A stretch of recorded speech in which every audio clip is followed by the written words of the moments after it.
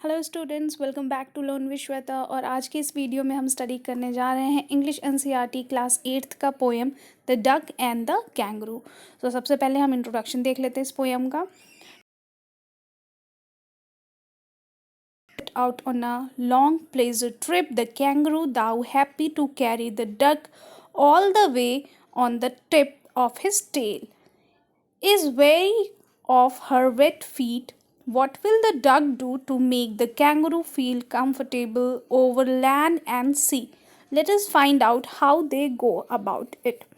So basically इस poem में एक एडवेंचरस ट्रिप की बात की गई है। डक एंड कैंगरू के बीच में जो भी कॉन्वर्सेशन हुआ था उस कॉन्वर्सेशन को यहाँ हम पोएम में पढ़ेंगे।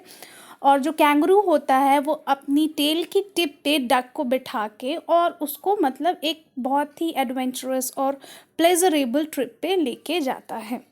सो देखते हैं पोएम क्या कह रहा है।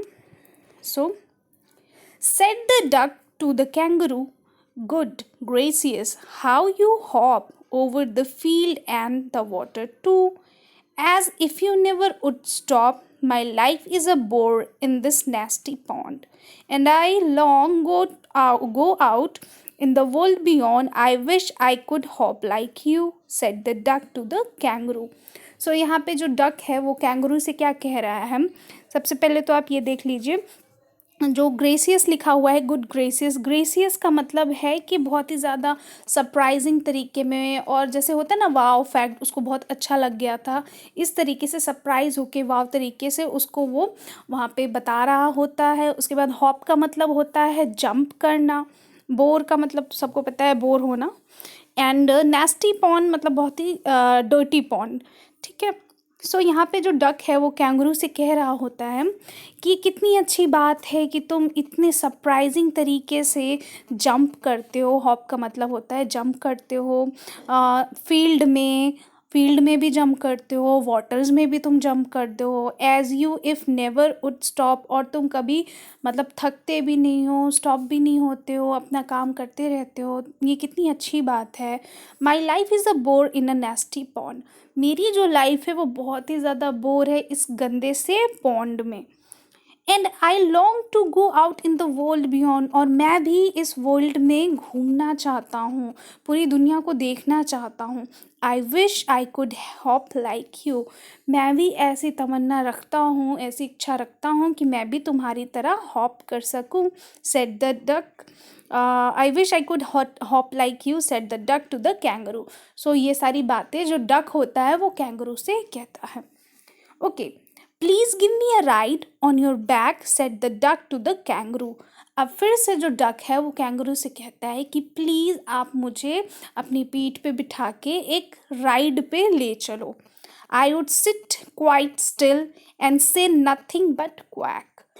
अब यहाँ पे डक जो है वो कह रहा है कैंगरू से कि मैं बहुत ही शांति से आपके पीठ पे बैठा रहूँगा बिना कोई आवाज़ किए, लेकिन मैं बस क्वैक क्वैक की आवाज़ निकालूंगा, जो कि डक की जो नेचुरल वॉइस होती है, इसी वॉइस में वो आवाज़ करते हैं, वो बस मैं वही वॉइस निकालूंगा और कुछ भी नहीं बोलूँगा।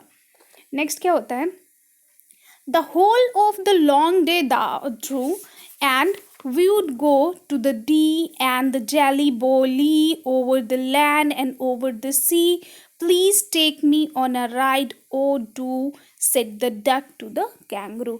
तो यहाँ पे देखो आप बहुत ही पोएटिक और राइमिंग वर्ड्स आपको देखने में मिलेंगे। राइमिंग यहाँ पे जो लाइंस हैं, जो भी आपकी लाइंस दी हुई हैं सेक्स टेक में, तो इसमें राइम्स किया गया है। जैसे वो बोलता है कि हम होल डे एक लॉन्ग ट्रिप पे जाएंगे और पूरे दिन घूमते रहेंगे, and we go to the and jelly bolee over the land on over the sea. This is a very rhyming words. तो यहाँ पे हर जगह की वो बात कह रहा है कि हम घूमेंगे, हम लैंड में और सीज़ में मतलब समुद्र पे भी जाएंगे। जैसे आप जो हो पानी में भी हॉप करते हो, लैंड पे भी हॉप करते हो, तो मैं आपकी पीठ पे बैठ के आपके साथ जो है वर्ल्ड ट्रैवल करूँगा, कितना मज़ा आएगा। मतलब ये सारी बातें जो डक है वो कैंगरू से कह रहा होता है। Please take me on a ride o do, से फिर से वो रिक्वेस्ट करता है कि प्लीज़ मुझे राइड पे ले चलो। जो डक है वो कैंगरू से कहता है, said the duck to the kangaroo. Next, said the kangaroo to the duck. अब यहाँ पे जो कैंगरू है वो डक से कहता है, this requires a little reflection. अब यहाँ पे रिफ्लेक्शन की बात होती है किससे, कि मतलब वो कुछ थिंक कर रहा होता है। तो कैंगरू कहता है कि अब इसके लिए मुझे कुछ सोचना पड़ेगा। Perhaps on the whole it might bring me luck and there seems but one objection.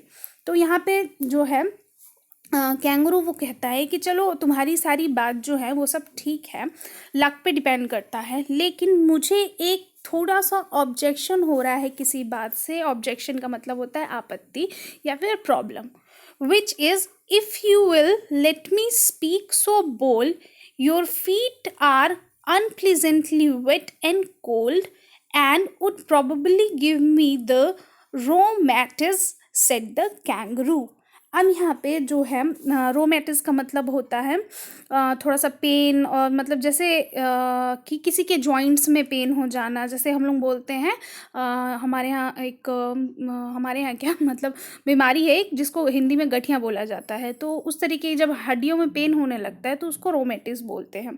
सो यहाँ पे कैंगरू है वो कह रहा है डक से कि मुझे बस एक यही ऑब्जेक्शन है कि तुम इतनी बोल्डली, मैं अगर मैं स्पीक कर रहा हूँ तो तुमसे यही कहना चाहता हूँ कि तुम्हारे जो फीट हैं वो बहुत ही अनप्लीजेंट तरीके से बने हुए हैं, और वो बहुत ही ज़्यादा गीले हैं और ठंडे हैं, और अगर मैं तुम्हें अपनी पीठ पे बैठाऊंगा तो ये पॉसिबल है कि मुझे रोमेटिस की प्रॉब्लम हो जाए, मतलब मेरे जॉइंट्स में पेन होने लगे, मुझे गठिया की प्रॉब्लम हो जाए। अब ये बात जो है कैंगरू डक से कहता है। अब देखो डक क्या इसका रिप्लाई कर रहा है। Said the duck, as I sat on the rock I have thought over that completely, and I bought 4 pairs of worsted socks which fit my web feet neatly। अब जो डॉग है sorry जो duck है वो वहाँ kangaroo से कहता है कि मैं जिस पत्थर पे बैठता हूँ, मैं वहाँ पे बैठ के मैंने इस बात पे पूरी तरीके से सोच लिया है, मतलब सोच समझ के मैंने अपने लिए 4 पेयर्स खरीदे हैं वॉस्टेड सॉक्स। वॉस्टेड सॉक्स का मतलब होता है वुलन सॉक्स। तो उसने अपने पैरों में पहनने के लिए वुलन सॉक्स मतलब ले लिया रहता है या बनवाया रहता है। Which fit my web fit neatly, मतलब बोलता है कि जो कि मुझे अच्छी तरीके से फिट आते हैं मेरे पैरों में। And to keep out the cold I have bought a cloak. अब यहाँ पे वो कह रहा है कि मैंने खुद को ठंड से बचाने के लिए भी क्लोक खरीद के रखा है। क्लोक का मतलब होता है पीस ऑफ क्लोथ्स। तो उसने अपने आप को ठंड से बचाने के लिए गर्म कपड़े भी खरीद रखे हैं। And every day a cigar I will smoke, और ये भी वो कह रहा है जैसे सिगार सब जानते हैं पीस ऑफ स्मोकी मटेरियल, जैसे सिगरेट की तरह होता है, सिगार होता है। तो वो बोलता है कि मैं एवरी डे एक पीस जो है सिगार की वो स्मोक करता हूँ खुद को गर्म रखने के लिए। All to follow my own dear true love of a kangaroo. अब यहाँ पे ये सारी बातों को बताते हुए कहता है कि मैं ये सारी रूटीन विंटर्स में फॉलो करता हूँ अपने आप को गर्म रखने के लिए, मेरे प्यारे कैंगरू। तो डक जो है ये कैंगरू से ये बात कह रहा होता है। नेक्स्ट क्या होता है। Said the kangaroo I am ready, all in the moonlight pale, but no balance me well dear duck sit steady. तो अब जो है यहाँ कैंगरू जो होता है वो रेडी हो गया रहता है, और जो वो नाइट रहती है वो मून लाइट रहती है, मतलब कि चांद की रोशनी जो है वो चमक रही होती है।